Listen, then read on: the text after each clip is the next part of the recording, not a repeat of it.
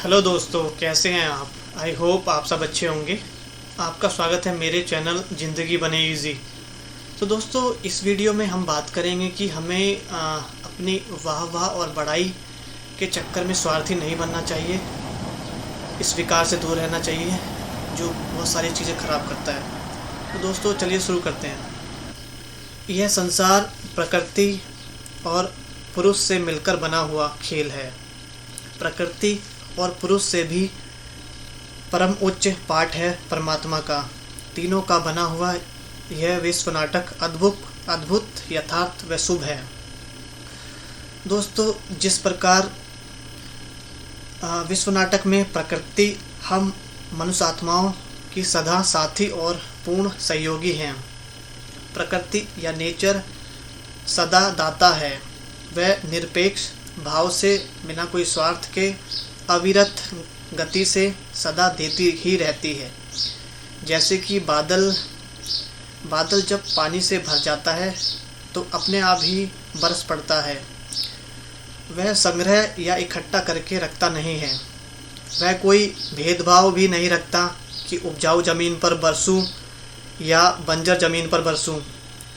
वह यह भी नहीं देखता कि मैंने जो पानी बरसाया है उससे बीज अंकुरित हुए या नहीं। वह तो बस निरपेक्ष भाव से बरस पड़ता है। उसी प्रकार दोस्तों, ऐसे ही फूल कभी भेदभाव नहीं रखता कि मैं अपनी सुगंध केवल स्त्रियों को या केवल पुरुषों को ही दूंगा, या अच्छे इंसान को सुगंध का लाभ लेने दूंगा, बुरे को नहीं। वह तो सर्वप्रति सुगंध की धारा समान रूप से बहा देता है और यह भी नहीं देखता कि मेरी सुगंध पाकर यह व्यक्ति मदहोश होगा या सदहोश होगा। वह तो आबाधित रूप से अपना कर्तव्य करता रहता है। दोस्तों, उसी प्रकार सूर्य का प्रकाश क्या पक्षपात करता है कि इस धनिक के परेशानगण को मैं रोशन करूंगा, लेकिन इस गरीब बेरोजगार के घर को नहीं। वह तो सुव्यवस्थित रूप से बगीचे को भी रोशनी से भर देता है। तो कचरे गंदगी के ढेर भी रश्मियाँ बिखेरता है। वह ऐसा छल कपट नहीं करता कि यह व्यक्ति मेरी आवभगत करता है तो मैं उसे प्रकाश दूंगा, और यह मेरा मान सम्मान नहीं रखता है तो उसे अंधेरे में ही रखूँगा। वह यह देखता ही नहीं कि प्रकाश पाने वाले मेरा जय जयकार कर रहे हैं या नहीं। उसी प्रकार दोस्तों, नदी लगातार बहती ही रहती है, जल देकर लाभान्वित करती रहती है। फलों से लदे वृक्ष को लोग पत्थर मारते हैं, फिर भी वह फल देता है।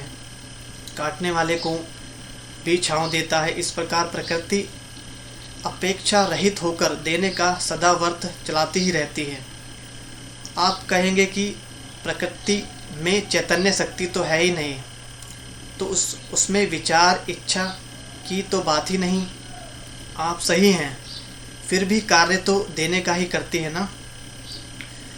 दोस्तों, अब प्रश्न यह है कि हम पुरुष अर्थात चैतन्य शक्ति आत्मा, हमारा इस विश्व नाटक में पाठ कैसा होना चाहिए। हम में तो सोचने की, समझने की और क्रियान्वयन करने की क्षमता है।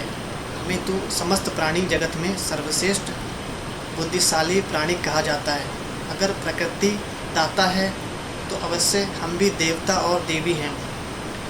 हम मनुष्य आत्माओं का असली आत्मस्वरूप शांति, सुख, आनंद, प्रेम और सत्यता से भरपूर है। हमारा कर्तव्य है कि अपनी मूल सत्य आत्मस्थिति से सर्वदा श्रेष्ठ, शुभ और सुखदायी कार्य करते रहें। हमारे दाता स्वरूप को याद कर चित्रों में भी दाता वरदाता के रूप में दिखाया गया है। हमारे साथ सदा सर्व को साथ स्नेह, सहयोग, शक्ति, समृद्धि देने हेतु उठे हुए ही दिखाए जाते हैं। लेकिन दोस्तों, जैसे कि हमें सेवा का जो शुद्ध भाव है वो बहुत कम होता जा रहा है, क्योंकि आज की हमारी वास्तविकता विचित्र बन गई है, विकृत हो गई है, खराब हो गई है। हम थोड़ा भी कुछ जानते हैं, सीखते हैं या पा लेते हैं तो हमें उसका घमंड आ जाता है। फिर जब उस प्राप्ति को मानव समाज की सेवा में लगाते हैं तो हमें नाम, मान, शान पाने की अभिलाषा उत्पन्न होने लगती है। जो प्रयास, कार्य, आंदोलन हम सेवा भाव से शुरू करते हैं, बहुत जल्द ही उस द्वारा अपना कोई हित साधने की, ख्याति पाने की कामना तथा वाही की वासना की मिलावट हो जाती है। बहुत कम लोग बहुत कम समय की सीमा तक शुद्ध सेवा भाव से भरपूर निष्काम सेवा यज्ञ चला पाते हैं। दोस्तों, बेशक महान आत्माएं जो भी सेवा करते हैं, कोई रिवार्ड पाने की चाहत से या अवार्ड पाने के लालच से नहीं करते हैं। वे किसी से पुरस्कृत होना नहीं चाहते हैं। सच्चे योगी जन और ज्ञान स्वरूप आत्माएं वाह वाही की वासना से कार्य नहीं करते। वे अपनी प्रशंसा या पूजा कराना नहीं चाहते। उन्हें देने का कर्तव्य अदा करने के लिए कोई मुहूर्त निकलवाना नहीं पड़ता। वह तो अपने निज स्वभाव, प्रेम स्वभाव, सेवा भावना से प्रेरित हो अनायास ही अच्छे कार्य करते रहते हैं। नदी, झरनों, पेड़ पौधों के मुआफिक ये खुद के चेहरे चलन से, भावनाओं से, विचार वाइब्रेशन से, प्राणी व्यवहार से अपनी विशेषताएं, योग्यताएं अभिव्यक्त करते ही रहते हैं। अनेकानेक आत्माओं को वे लाभान्वित करते, विकसित करते, पुष्पित, पल्लवित करते और आगे बढ़ते जाते हैं। दोस्तों, विश्व के नाटक के सर्वोच्च कलाकार परमात्मा की भी दाता वरदाता के रूप में अनन्य महिमा गाई जाती है। हम उन्हें शांतिदाता, सुखदाता, शक्तिदाता, मुक्तिदाता, सद्गतिदाता कहते हैं।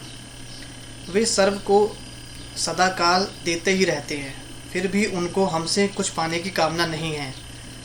हम उनका गायन, पूजन, अर्चन, नमन, दर्शन करते तो वे दे, ऐसा भी नहीं। हम उनसे मांगे, विनती करें, पुकारें, शरण जाएं तो देवें, ऐसा भी नहीं। वह तो हैं ही परम परिपूर्ण, निष्काम, दयालु, कृपालु, रहमदिल दाता। हम मनुष्यात्माएं उनसे विमुख, विपरीत हो गई हैं, इसीलिए प्राप्ति का अनुभव नहीं कर पाती हैं। ऐसे परमात्मा के हम बच्चे हैं, तो उस नाते से हम भी तो मास्टर दाता हुए।